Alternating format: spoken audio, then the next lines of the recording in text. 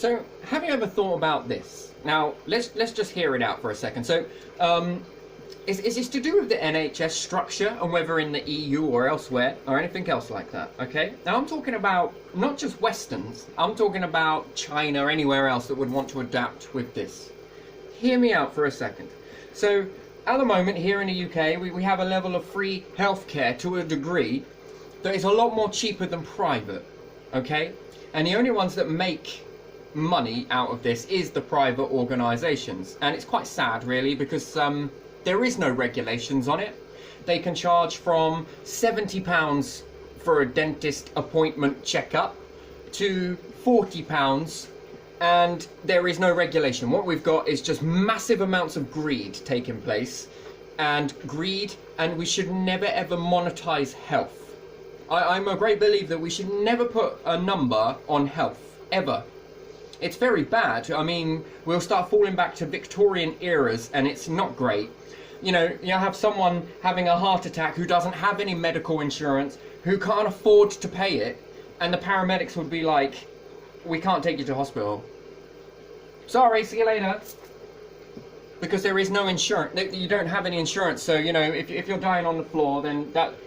What an impact that will have on our children that ever see that. What a massive disgrace that we would all come to because of out of greed that we put money on a situation like that. Now let's try something else. I once said a few years ago, I wrote this on Facebook status, and it didn't really get any attention. And strange, but what if the whole world was to put into a type of pot? A tax pot, a global tax pot that any nation that wanted to join into it could, and you put into this tax pot that pays for all hospital treatments all the way around the world, and then we start a new thing off. You know, it works. You know, you're not going to be sat at the side somewhere. It doesn't matter. All people in all places. Doesn't matter whether you are poor, rich, middle class. Doesn't matter. And if you're rich and you feel that you want to have your own health service with a private place, then so be it. But I think that it should be that all individuals within the country should pay for this type of thing using national insurance. It works. It has worked so well. That's until Tories took power. I would love to run the Tory party because you just put Terry's Tory in it. It's just great. It's just wonderful. But the thing is, on a serious note here, if we were to establish something that could go global, and everybody puts into it who's working, yes, everyone is putting into this who's a corporation, whether you pay for that or not, it's still the state of the art. You will be seen. No more wait lists. I'm pretty sure of it, to be honest. There won't be any wait lists. There would be a good expansion, and everybody would want to get behind that. I do believe in my heart of hearts that people would get behind that. It has been such a wonderful thing. Yes, it is inadequate in certain areas. You know, pay is a little bit, you know, if it meant closing a few areas such as councils or different things that are not needed, do you get what I mean? In order to free up some more money, in order to free up some more nurses. If it was getting a bit booming over here, and there was a bit too many people here that just got sick all of a sudden, then wouldn't it be an obligation for other nations to say, hey, we'll take the load off you, UK. We're all in this together. We'll bring some people over to us, fly them over, and we will see them here because we don't have that many demand going on right now. And then when we do this as a calculation, how many people within, if let's imagine that every nation joined this, yeah? Every nation joined it, and all people in all places were paying into this pot called the healthcare pot, yes, the universal healthcare. And for a while, let's say Britons weren't getting sick, but we were still paying into the pot, but somewhere else was in a higher demand. This money would be utilised in that aspect, that we're not all going to be sick at the same time. And therefore, if there are doctors and nurses here, rather than sitting down reading a newspaper, I very much doubt it, but just given this, like, it was that not as busy as it usually is, some of our beautiful doctors and nurses can go over and help take the burden off of another health service, such as in France, let's say they were becoming overrun with something, they just had a freak time of, you know, just, I don't know, whatever it may be, that the operations got a bit backlogged, we could move the nurses there for temporary, and then they could start helping get the wait list down in France, and then it becomes nice again, and then the nurses come back over here, and then there could be always this, have on everywhere, that there are universal doctors. There are universal surgeons, universal understanding, universal breakthroughs. Do you not see how this could benefit?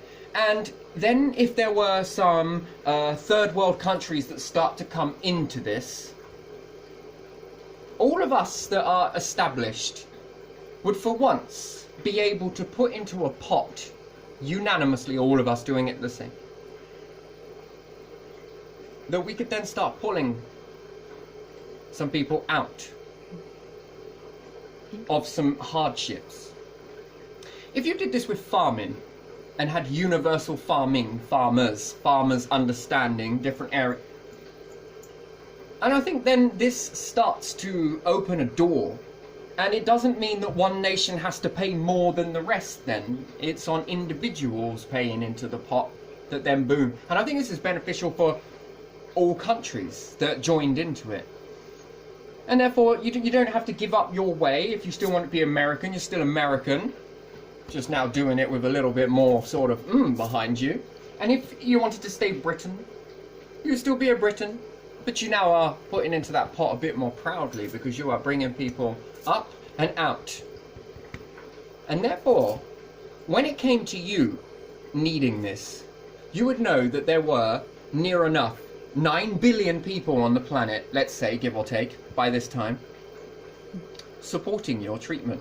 Mm-hmm. Supporting you through this time, so that it's not like going to the healthcare provider and you have to pay a large amount. No, it should knock this down a little bit. To a point where we can get such a flat rate on everything that it's more affordable than it was before. And if it's more affordable, then you see that the nurses and doctors then get a little bit more in the pay packet. It's more put around. I've just been playing around with this idea of just wondering what happens when you can still be you. And let's say China want to join into this as well. Mm-hmm. You can still be Chinese. You can still be British. You can still be American. You can still be Australian. Russia, you want to join in, then you can still be Russian. We are all still then putting into this pot where each one of our fields of expertise and doctors and nurses, not only do they get to travel, they get to see the world, they get to see different people, they get to explore and do the thing that they love, not limited to the technologies within one nation. They now get to learn about a new technology. Breakthroughs start happening in America with some new technology. Breakthroughs start happening in Russia with a different type of technology. You know, it's hard for one nation to cover the whole spectrum. Cancer, this, immune problems, this, medicate. It's very hard for one nation with their own workforce to cover all of this. It's quite a challenge. But if all people in all nations that wanted to join into this then started to get this rolling, I think it then becomes a little bit more easier. We might not have that know-how. Oh, but someone over here has a know-how. We're just going to... Yeah, we've got some patients. Okay, send them over, or I will travel over, because it's more easier to send one person than it is a whole load of people over to some...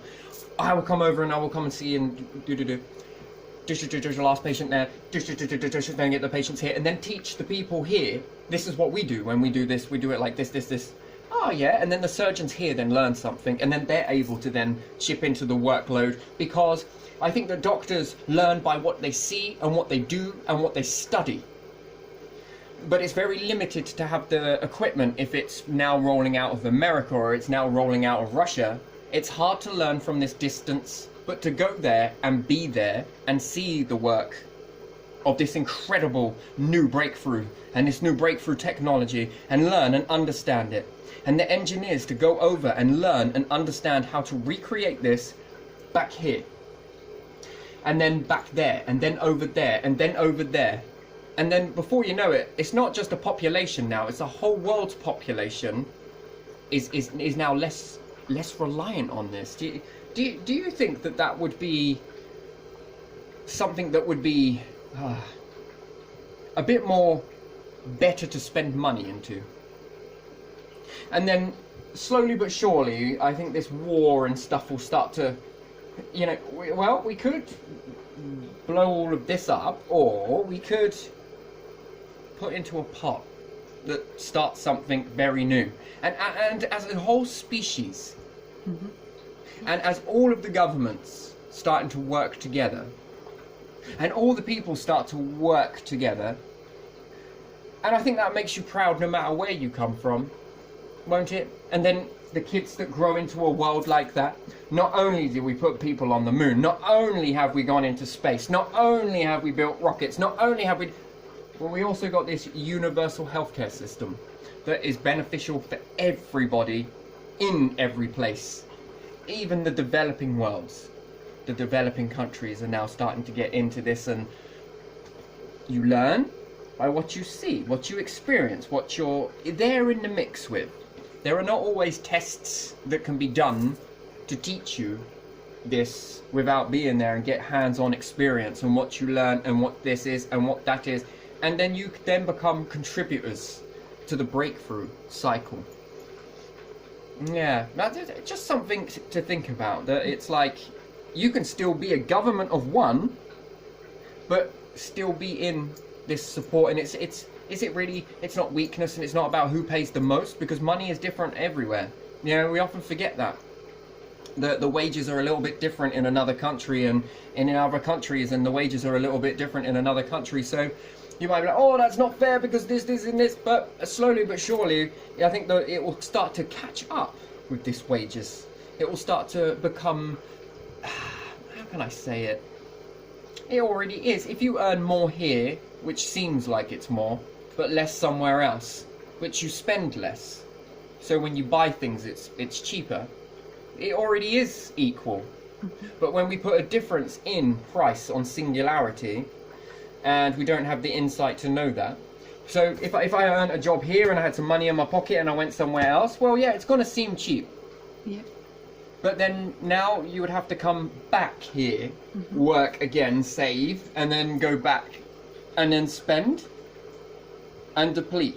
Or you get a job there and you will then earn what is equivalent, but the TV might not cost you as much there. But it costs you 3 times the amount here, but you're also being paid 3 times the amount, and therefore it is equal in a way, isn't it? That is very much equal, because it's in rise with the, you know, the markets there. There's a market threshold, isn't there? Anyway, well, I might do that and then start taking it. Well, then in the costs of bringing this stuff back, that's then when you'll find out that that's where that comes into it. It's a whoa, that's maybe not as cheap as I thought it was. And then we shouldn't really moan at other nations that don't pay as much when we don't understand that their amount that they are contributing is a lot from where their perspective lies. So if it seems like it's less, it's not. It's in actual fact, it's equal. But when you then look at currency and what the going rate of buying things in one country versus the wages versus the rent versus that, and you know that really well, and you look at that, and then you compare to someone else of what they're paying into a pot, and then you're like, oh, we're paying more than you are. It's technically not true. Because based upon their rent versus their wages versus how much they pay for things in a shop, and I don't mean they as in a race or different things like that. I know I'm talking just purely about currency here. It actually is an equal amount.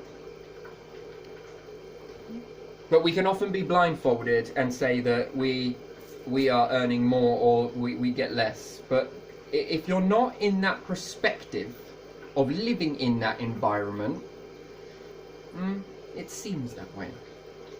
In actual fact, it's not true. So yeah, a universal healthcare system that worked on this basis. How many people would join it is what would be my question. Sure, it would have teething problems in the beginning, but what doesn't?